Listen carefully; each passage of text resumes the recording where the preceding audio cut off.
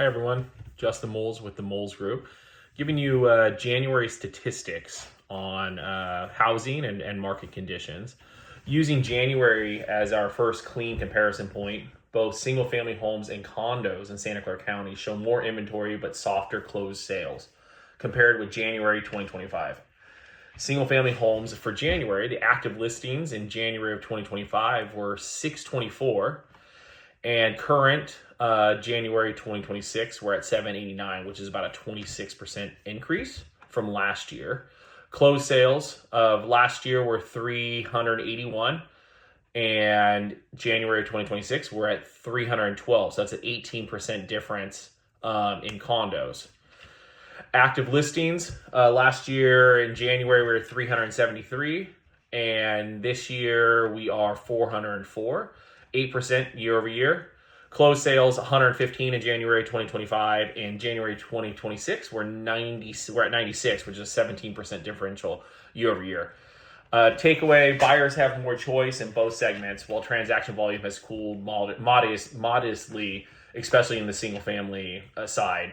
That data is skewed for January as we're kind of approaching the Super Bowl, which we consider the launch in Santa Clara County. So we suspect to see an influx of inventory coming on, which will change these numbers around. Even our team has a listing coming on Tuesday. It'll be on MLS.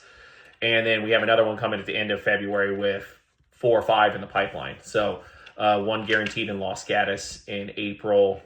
The other one at the end of February is Los Gatos.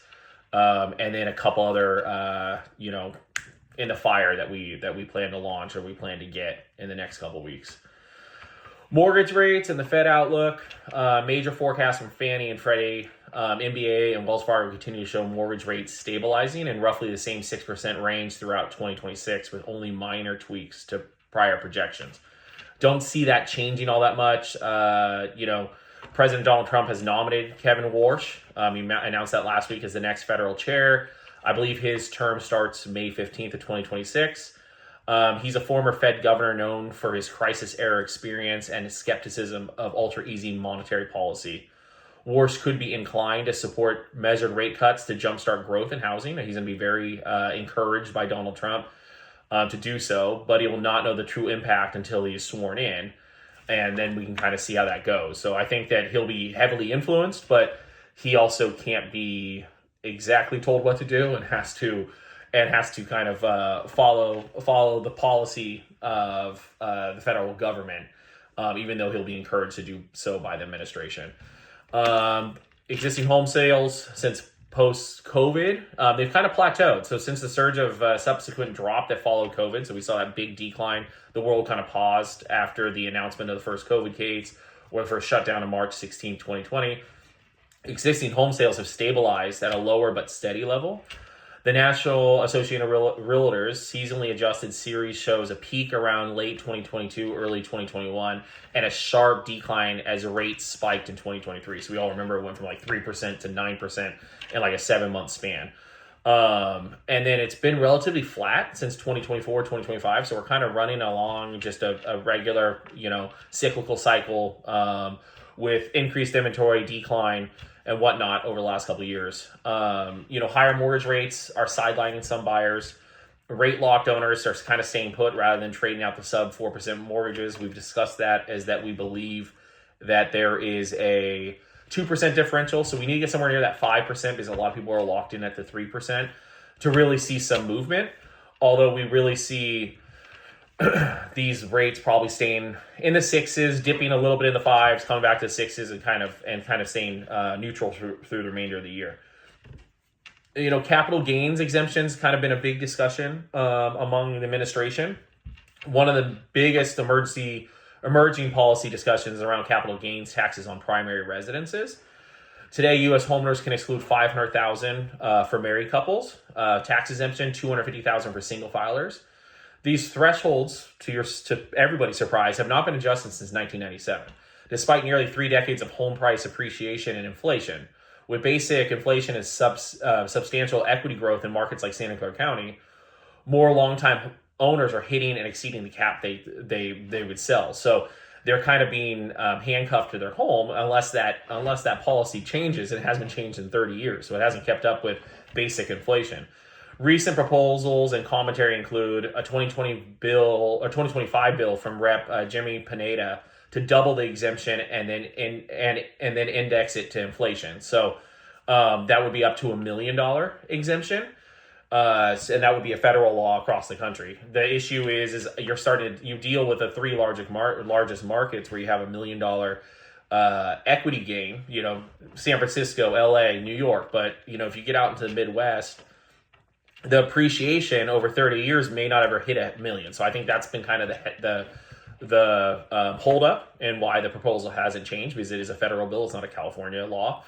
A separate bill from Majority Taylor Greene to eliminate capital gains completely, and the public remarks from President Trump suggesting we were thinking about no tax on capital gains on houses. So he's kind of aligning with Majority Taylor Greene, which I know they've had some disagreements, I guess, in policy as of late, but that's something they are aligning with. In the country of Canada, they do not have a tax on capital gains. So it is practiced in other countries. So we know it does work. For Canada, they do not tax on capital gains on an owner occupied primary residence, which is often cited as a model for these reforms and are debated. If enacted, higher or eliminated tax exemptions would unlock inventory by making it easier for long tenured owners to sell without a large tax hit, increase net proceeds available for move-up purchases, downsizing, relocation, further support price resilience and equity-rich markets like Santa Clara County. So, that $1 million tax threshold would free up a lot of inventory, and it goes by about a third. So about a third of the country own their house outright. So they have 100% equity. About another third have less than $500,000, and then another third have more than $500,000. So if you lean to about nearly 66% would take advantage and would have an advantage if we went to a threshold of over $1 million or up to $1 million in capital gains protection on a tax exemption. What this means for Santa Clara County owners: equity is substantial. In Santa Clara County, more than half of the single-family owners hold over $500K in equity. In San Jose alone, over 120,000 single-family homes meet that mark. Rates stable but still elevated. Projections for rate decreases are largely unchanged. And incremental cuts rather than a return to ultra-low levels remain the base case.